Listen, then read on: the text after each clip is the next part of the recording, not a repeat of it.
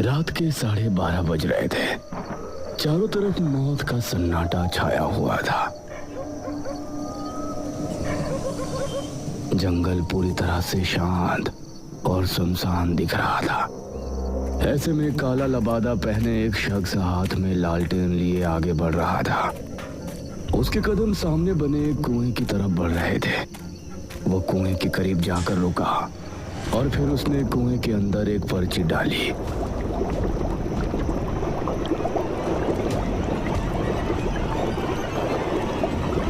उसने जलता हुआ लालटेन भी कुएं में फेंक दिया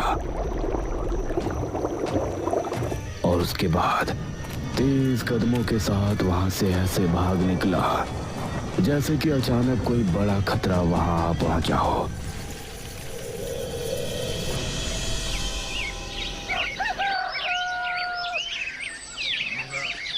अगली शाम इसी गांव में रहने वाली एक औरत कल्याणी अपने आंगन में बैठी हुई थी। उसकी बहू आंगन में झाड़ू लगा रही थी। अरे ओ सुस्त मुर्गी, कब तक तू उसी कोने में लगी रहेगी? अब आगे बढ़कर यहाँ की भी झाड़ू लगा दे। यह सुनकर घूंघट वाली बहू चारपाई के पास आई और वहां से झाड़ू लगाने लगी और उसकी सास कल्याणी उसे देखकर मुस्कुराने लगी। उसके बाद एक के बाद एक काम वो बहू को बताती जा रही थी और बहू भी बेचारी काम करती जा रही थी। कल्याणी इसी तरह से अपनी बहू पर अत्याचार करती थी और बहू बेचारी अपने घर को बसाने के लिए उसकी हर एक बात माना करती। रात के समय कल्याणी अपने कमरे में सो रही थी। तभी उसके चेहरे पर पानी की धारा छपाक से पड़ी। अरे कौन है? इतनी रात में इतना गंदा मजाक? कल्याणी ने उठकर देखा तो उसके आसपास कोई नहीं था। उसने देखा कि आंगन में घर के बाहर से पानी बहता आ रहा है। अरे पानी कहाँ से बहता हुआ आ रहा है? ऐसे तो पूरे बरामदे में कीचड़ हो जाएगी। पानी कहाँ से आ रहा है ये देखने के लिए वो घर से निकली और पानी की लहर जिस तरफ से आ रही थी उसके साथ साथ आगे बढ़ गई। उसने कुछ कदम चलने पर ही देख लिया कि पानी की लहर जंगल की तरफ से आ रही है। तो ना जाने क्यों वो डर गई। हे भगवान! ना जाने उसे किस बात का डर हुआ। वो भागने के लिए घर की तरफ मुड़ी, लेकिन तभी किसी अदृश्य शक्ति ने उसका पैर खींचा। कोई मुझे बचाओ! कल्याणी कुएं पर पहुंची और पूरी तरह से कुएं के अंदर समा गई। उसकी चीख जंगल में गूंजी और चारों तरफ सन्नाटा छा गया। मेरा नाम रोहन है। मैं मेरे परिवार के साथ चांदीपुर गांव में रहता था। हमारा गांव बहुत ही सुंदर था।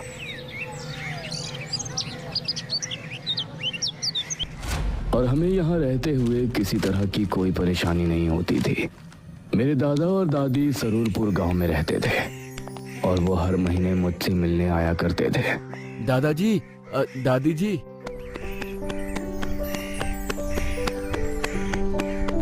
उनको देखते ही मैं उनसे जाकर लिपट गया। अरे हमारा रोहन, कैसे हो बेटा? मैं तो अच्छा हूँ दादा दादी। आप दोनों कैसे हो? जीता रहे बेटा, हम भी ठीक हैं।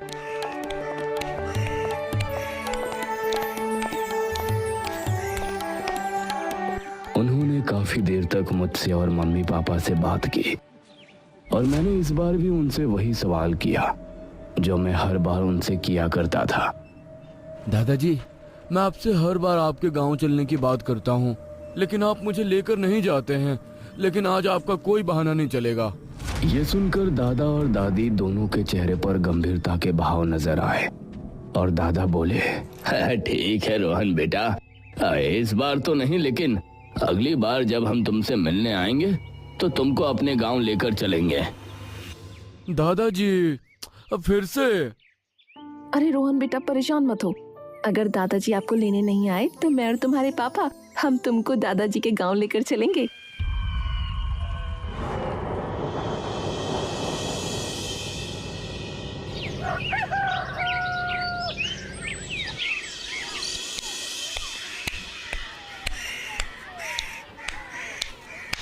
अगले महीने दादा मुझे लेने आए।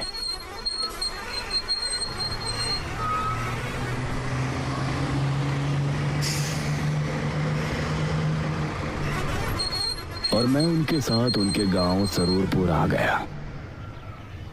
उनका गांव भी बहुत सुंदर था। पूरे दिन उन्होंने मुझे घुमाया फिराया।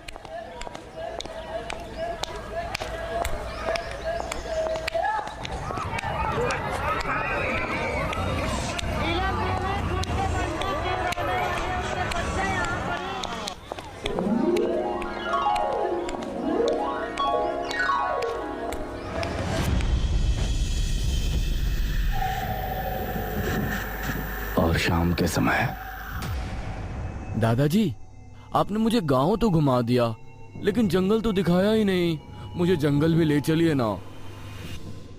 जंगल का नाम सुनकर दादा दादी के चेहरे का रंग उड़ सा गया और दादा बोले, अब बेटा, जंगल का क्या देखना? जंगल तो हर एक गांव का एक जैसा ही होता है।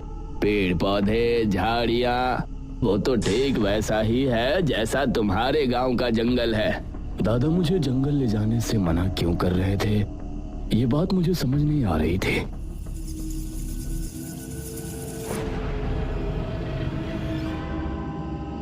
रात होने पर हम सभी आंगन में खाट बिछाए सो रहे थे।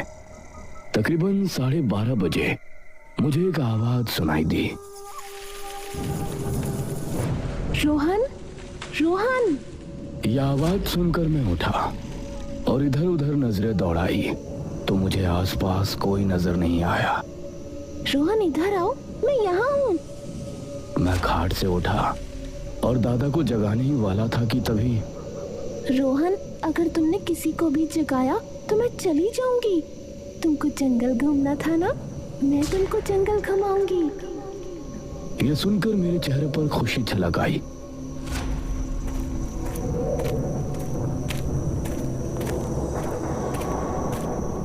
रोहन, तुम मेरी आवाज का पीछा करते हुए यहाँ तक आ सकते हो। मैं जंगल की तरफ हूँ। मैं उस आवाज का पीछा करता हुआ जंगल की तरफ रवाना हो गया, लेकिन मैं जितना आगे बढ़ता वो आवाज भी दूर होती जा रही थी। आओ रोहन, तुम मेरे बहुत करीब हो।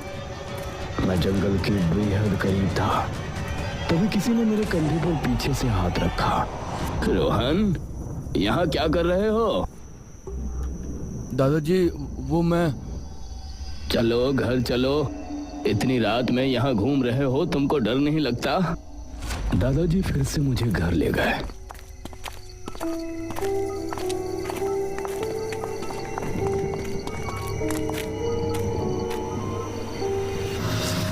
लेकिन मेरे मन में अभी भी वही बात चल रही थी कि जो आवाज मुझे सुनाई दे रही थी, आखिर वो किसकी थी?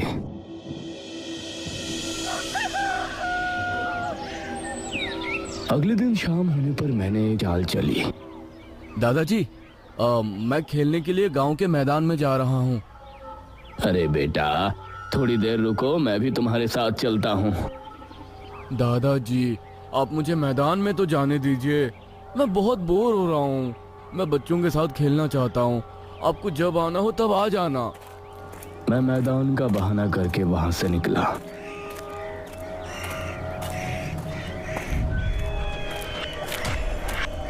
शाम ढलने लगी थी और अब मध्यम अंधेरा शुरू हो गया था। मेरे कदम अपने आप ही जंगल की तरफ बढ़ रहे थे। तभी मेरे सामने एक आदमी आकर रुका। अरे, तुम तो मोहन के पोते हो ना? जी काका, आप कौन? मैं तुम्हारे दादा का दोस्त हूँ। तुम यहाँ क्या कर रहे हो? काका जी, मुझे जंगल में घूमने का मन था। आप मुझे जंगल घुमा लाइए ना। जंगल में घूमना तुम्हारे लिए ठीक नहीं है। वहाँ एक कुआं है। कुआं है? लेकिन कुआं तो हमारे गांव में भी है। उससे खतरे की क्या बात है? हमारे गांव का कुआं कोई आम कुआं नहीं है। उसके पास तुम मुझ जैसे बूढ़े और गांव के जवान भी जाने की हिम्मत नहीं करते। लेकिन ऐसा क्यों काका? वो सब तुम मत सोचो बेटा, बस इतना समझ लो और जंगल में जाने का विचार छोड़ दो। और ठीक है काका। चलो मैं तुमको घर छोड़ देता हूँ।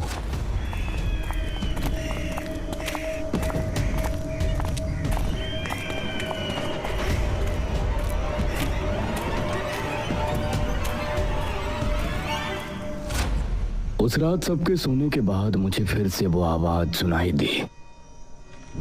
रोहन, रोहन, जल्दी उठो और मेरे साथ चलो। मैं तुमको आज जंगल दिखा लाती हूँ। अरे ये तो वही आवाज है जो कल रात को मुझे सुनाई दी थी। हाँ मैं वही हूँ। तुमको जंगल घूमना है ना? आओ मैं तुम्हें जंगल घुमा लाती हूँ। लेकिन आप हो कौन? ना सामने आती हो ना दिखाई देती हो। मेरे इतना कहने के बाद मुझे जंगल की तरफ एक धुआं सा नजर आया।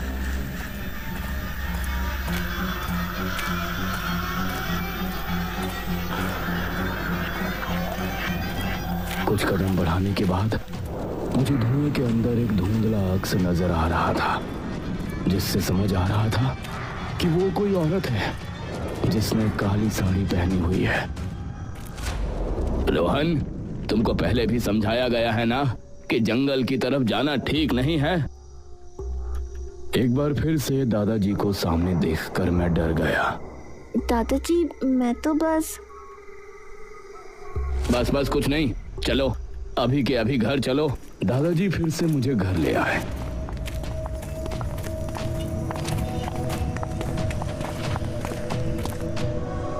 लेकिन मेरे मन में अब जंगल जाने की उत्सुकता और बढ़ गई थी।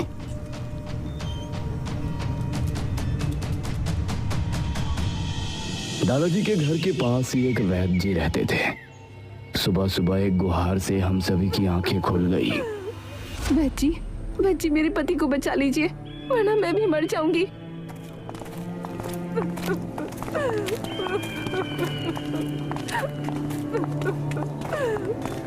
एक औरत अपने पति के साथ वैद्य जी के घर के बाहर बैठी थी। उसका पति जमीन पर पड़ा था और उसकी हालत बहुत खराब थी। अरे क्या हुआ इसको? इनको खून की उल्टियां हो रही हैं वैद्य जी, कल से कई हो चुकी हैं। इसे जल्दी अंदर लेकर जाओ। मेरे दादा और गांव के एक आदमी ने आगे बढ़कर उसके पति को सहारा दिया और उसे वैद्य जी के घर के अंदर ले गए। मैं भी उनके पीछे घर के अंदर पहुंच गया। ये इसके साथ कब से हो रहा है? वैद्य जी कल सुबह से ही इनके साथ ये हो रहा है, जब से अब तक न जाने कितनी उल्टियां कर चुके हैं। घबराओ नहीं, मैं इसकी दवा कर देता हूँ। वैद्य ने काफी समय लगाकर उसके लिए दवा बनाई। ये लो रमेश, इसे खा लो।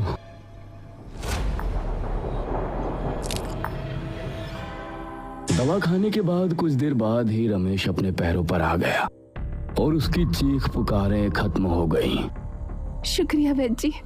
इसे मिर्ची वाला कोई भी खाना मत देना। इसको सिर्फ और सिर्फ खिचड़ी खिलानी है और ये पुड़िया दिन में 4 बार इसको जरूर देना। जी वैद्य जी। चंद्रावती अपने पति रमेश को लेकर अपने घर चली गई।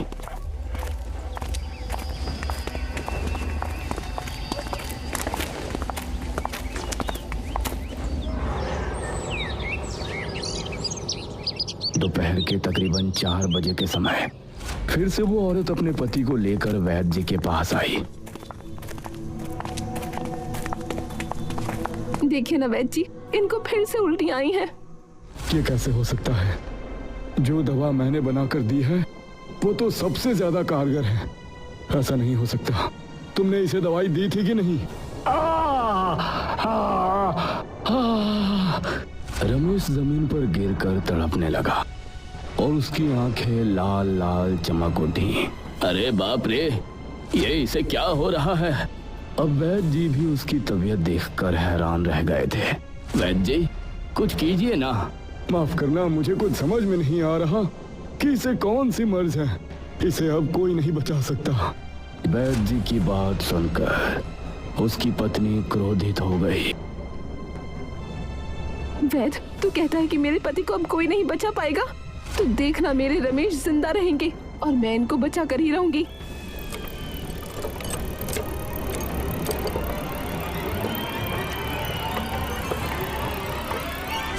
उस रात मैंने पक्का इरादा किया कि आज जंगल जाऊंगा और उस कुएं पर भी होकर आऊंगा। मैं मौका देखकर रात को 12 बजे के समय आखिरकार घर से निकल ही गया। लेकिन बड़े ताज्जुब की बात थी कि आज मुझे कोई आवाज सुनाई नहीं दे रही थी। मैं धीमे कदमों के साथ जंगल की तरफ बढ़ रहा था। दिल में डर के साथ साथ एक एक्साइटमेंट भी थी कि आज मैं उस कुएं को देखने वाला हूँ, जिसके बारे में इतने दिनों से कुछ ना कुछ अजीब सुनता हुआ आ रहा हूँ। मैं जंगल पहुंचने ही वाला था, तभी मैंने एक दृश्य देखा। काला लबादा पहने हुए, हाथ में लालटेन लिए कोई औरत जंगल की तरफ जा रही है। अरे, ये तो वही आवाज है जो कल रात को मुझे सुनाई दी थी। लेकिन आप हो कौन? ना सामने आती हो ना दिखाई देती हो। आप सामने तो आइए। दादाजी, मैं तो बस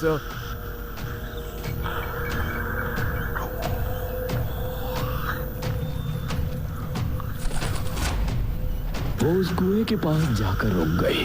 मैं पहली बार उस कुएं को देख रहा था। उस कुएं के आसपास का वातावरण बहुत ही अलग था।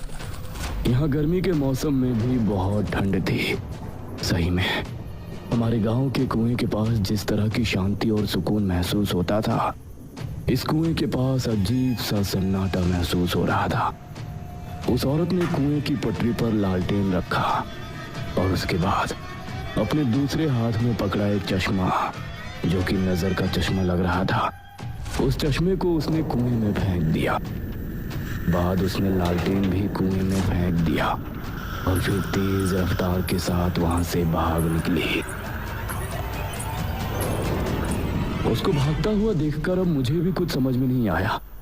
मेरे भी दिल में अजीब सा डर बैठ गया था और अब मैं भी घर की तरफ भाग रहा था। कुछ ही देर में मैं घर पहुंचा। मेरी सांसें बुरी तरह से फूली हुई थी। कुछ भी समझ में नहीं आ रहा था। तभी दादाजी खांसने लगे।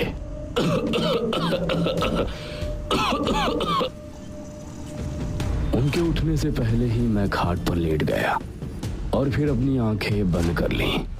अगली सुबह हमारे उठने के फौरन बाद ही गांव के मुखिया दादाजी के पास आए। मुखिया जी, आप? हाँ महेश बाबू, सुना है कि रमेश ने कल से खाना पीना बोलना सब छोड़ दिया था।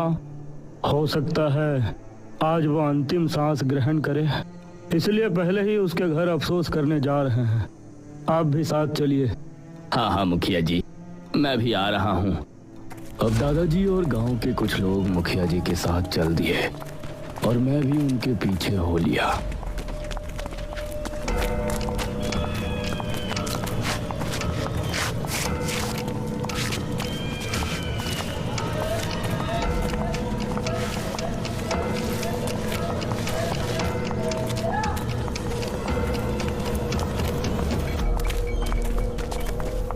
सभी रमेश के घर पहुंचे तो उन्होंने पाया कि रमेश अपनी पत्नी के साथ आंगन में बैठा हुआ है और एकदम सही सलामत नजर आ रहा है।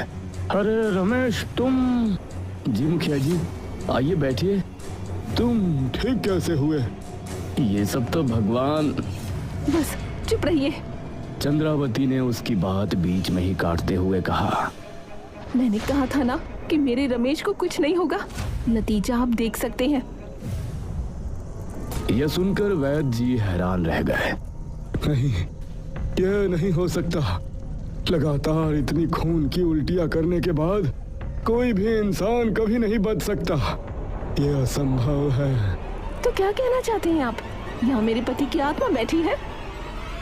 सरपंच जी, गांव के एक आदमी ने उंगली से रमेश के घर की चौखट की तरफ इशारा किया तो सबने देखा कि उसकी चौखट पर एक मटकी लटकी हुई है। ये क्या?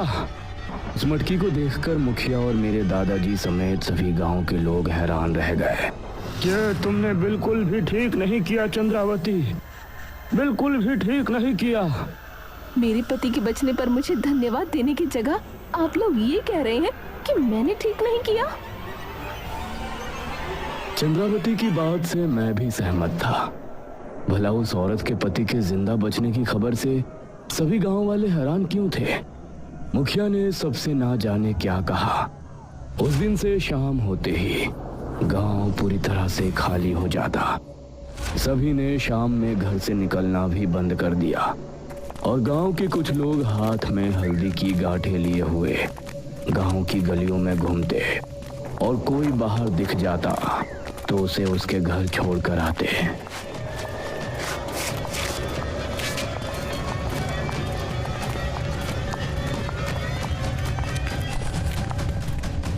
दादाजी, चंद्रावती के पति के ठीक हो जाते ही गांव का माहौल अजीब क्यों हो गया? क्यों लोग इस तरह से डरकर घरों में रहने लगे हैं? मुझे कुछ समझ में नहीं आ रहा। बेटा रोहन, तुम मुझसे वादा करो कि तुम इस बारे में कोई सवाल नहीं करोगे। तुम कभी भी जंगल में जाने की सोचोगे भी नहीं। जी दादाजी। मैंने दादाजी की हाँ में हाँ मिला दी, लेकिन अब मेरे मन में कई सवाल उठ रहे थे। कुएं के साथ साथ अब मुझे ये भी जानना था कि वो औरत कौन थी और इस तरह गांव के लोग चंद्रावती को किस बात का दोषी मान रहे थे। रोहन, रोहन, मेरे पास आओ, मैं आज तुमको जंगल घुमा लाती हूँ। रोहन, रोहन, मेरे पास आओ, मैं आज तुमको जंगल घुमा लाती हूँ।